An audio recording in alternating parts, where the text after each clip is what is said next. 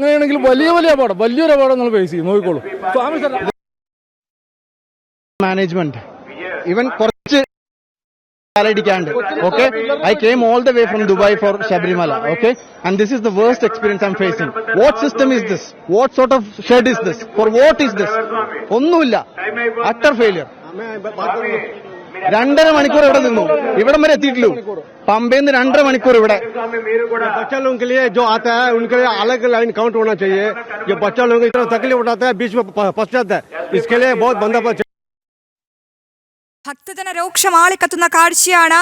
ദുബായിൽ നിന്നും ഈ അയ്യപ്പനെ കാണാൻ ഒരു നോക്ക് കാണാനാണ് അദ്ദേഹം അവിടെ എത്തിയത്. അദ്ദേഹം പറയുന്നത് വേഴ്സ് മാനേജ്മെന്റ്, ക്രൗഡ് മാനേജ്മെന്റ് അങ്ങേറ്റം പാളി എന്നാണ് അദ്ദേഹം പറയുന്നത്. പല ഭക്തജനങ്ങളും സർക്കാരിനെതിരെയും ദേവസ്വം ബോർഡിനെതിരെയും ആഞ്ഞടിക്കുകയാണ്. അവർ ഇത്ര നേരമാണ് കാത്തുനിന്നത്. 2.5 മണിക്കൂറാണ് ഈ പമ്പയിൽ ഗണപതി കോവിൽ വരെ എത്താൻ 2.5 മണിക്കൂറോളമാണ് അവർ കാത്തു നിൽക്കേണ്ടി വന്നത്. ഒരു തുള്ളി വെള്ളം കുടിച്ചിട്ടില്ല, മൂത്രശങ്ക മാറ്റാൻ ഒരു ശൗചാലയം പോലുമില്ല. അത്തരത്തിൽ ഗുരുതരമായ ആരോപണങ്ങൾ പുറത്തു വരുന്നുണ്ട്. ഭക്തജനങ്ങൾ പ്രതികരിക്കുകയാണ് ദേവസ്വം ബോർഡിനും സർക്കാരിനുമെതിരെ. തങ്ങൾക്ക് ഒരു നോക്ക് കാണാൻ, അയ്യനെ കാണാൻ എന്തൊക്കെ സഹിക്കണം എന്നാണ് അവർ ചോദിക്കുന്നത്. അധികൃതർ കാണുന്നില്ലേ എന്നാണ് ചോദ്യം. എന്തായാലും നിലയ്ക്കലും ഒക്കെ തീർത്ഥാടകർക്ക് വളരെ പരിമിതമായ സൗകര്യങ്ങളാണ് ഇവർ ഏർപ്പെടുത്തിയിട്ടുള്ളത്. വെള്ളം പോലും നൽകാൻ അവിടെ ആരുമില്ല എന്നത് ആശങ്കാജനകമായ കാര്യം തന്നെയാണ്. എന്തിനേറെ പറയുന്നു, ഒന്ന് കുഴഞ്ഞു വീണാൽ ആശുപത്രിയിൽ എത്തിക്കാൻ വേണ്ട വാഹനങ്ങൾ പോലും അവിടെ ഇല്ല എന്നാണ് നമുക്ക് മനസ്സിലാകുന്നത്. എന്തായാലും മിഥുൻ മുരളി ചേരുന്നുണ്ട്.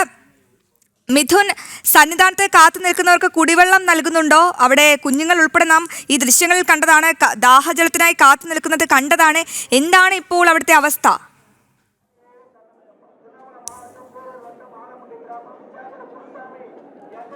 മിഥുൻ, കേൾക്കാമെങ്കിൽ. കുടിവെള്ളമടക്കമുള്ള കാര്യങ്ങൾ ലഭിക്കുന്നില്ല എന്നുള്ളതായിരുന്നു പ്രധാന പരാതിയായി ഉയർന്നു വന്നത്. അടിസ്ഥാന ആവശ്യമാണ് ഭക്തജനങ്ങൾക്ക് കുടിവെള്ളം ഉൾപ്പെടെയുള്ള സൗകര്യങ്ങൾ ഏർപ്പെടുത്തുക എന്നുള്ളത്.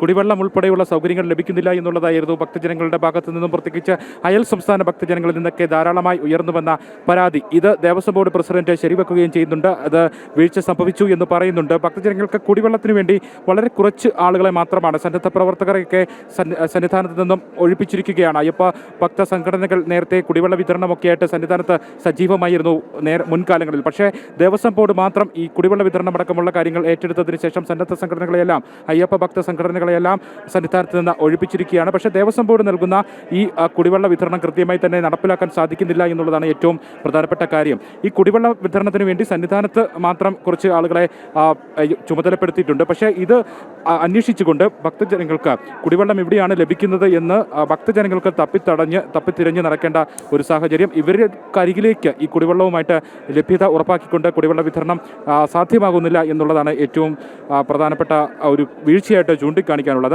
ഭക്തജനങ്ങൾക്കരികിലേക്കാണ് ഈ കുടിവെള്ളം എത്തേണ്ടത്. അല്ലാതെ ഭക്തജനങ്ങൾക്ക് കുടിവെള്ളം എവിടെ ലഭിക്കും, ദാഹമകറ്റാൻ വെള്ളം എവിടെ ലഭിക്കും എന്ന് ചോദിച്ചുകൊണ്ട് അലഞ്ഞു തിരിഞ്ഞു നടക്കേണ്ട ഒരു സാഹചര്യം ഉണ്ടായാൽ അത് വലിയ വീഴ്ചയായി മാറും. വെള്ളം കിട്ടാതെ ഭക്തജനങ്ങൾക്ക് പ്രതികരിച്ചിരുന്നല്ലോ ഗോകുൽ. അതായത് മധ്യപ്രദേശിലുള്ള അദ്ദേഹത്തെ വിളിച്ചാണ് ഒടുവിൽ സേവാഭാരതി എത്തിയാണ് അവർക്ക് ദാഹജലം പോലും നൽകിയത്.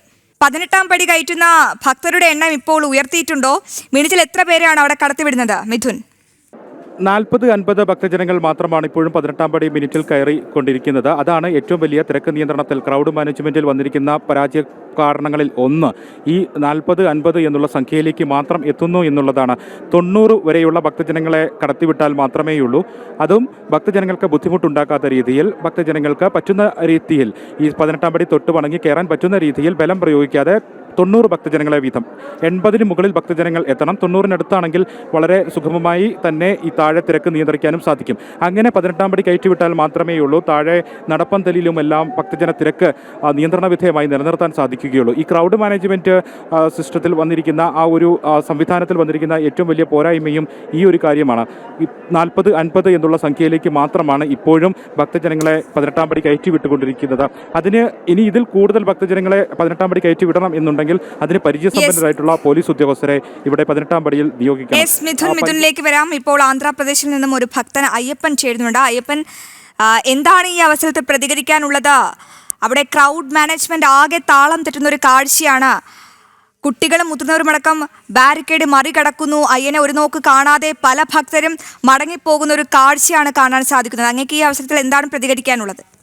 എന്നെ അരമണിക്കൂറിന് മുമ്പേ ദുബായിൽ നിന്നുള്ള ഒരു ഭക്തൻ, എൻ്റെ വളരെയധികം അടുത്ത ഒരു സുഹൃത്തായ പ്രസാദ്, അദ്ദേഹം ഇപ്പോൾ അവിടെ പമ്പയിൽ നിന്ന് അദ്ദേഹത്തിന് അങ്ങോട്ടേക്ക് പോകാൻ പറ്റുന്നില്ല എന്ന് പറഞ്ഞിട്ട് ഇവരെല്ലാം ഭക്തന്മാരെല്ലാം വരുന്നത് കേരളത്തിൽ. ഞാനും കേരളത്തിലാണ് താമസിച്ചുകൊണ്ടിരുന്നത്, തിരുവനന്തപുരത്താണ്, കോട്ടയ്ക്കകത്താണ്.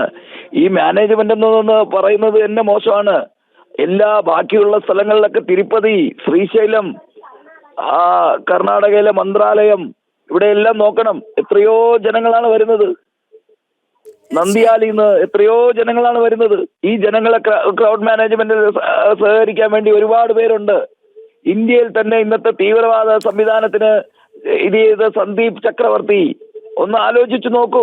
SP ലെവലിലുള്ള ഓഫീസേഴ്സിന് യാതൊരുവിധ ഇതുമില്ലാതെ, ഒരു ശൗചാലയത്തിന് കാര്യമില്ല, ഒരു ആക്സിഡന്റ് ഉണ്ടായാൽ ഒരു ആംബുലൻസ് സർവീസ് ഇല്ല. ഇന്ന് രാവിലെ എന്നെ വേറൊരു ഭക്തൻ വിളിച്ചിരുന്നു. ആ ഭക്തനെ ഞാൻ എടുത്ത് നിലയ്ക്കലിൽ വിളിച്ചു പറഞ്ഞ് നിലയ്ക്കലിൽ സംവിധാനം ചെയ്തു.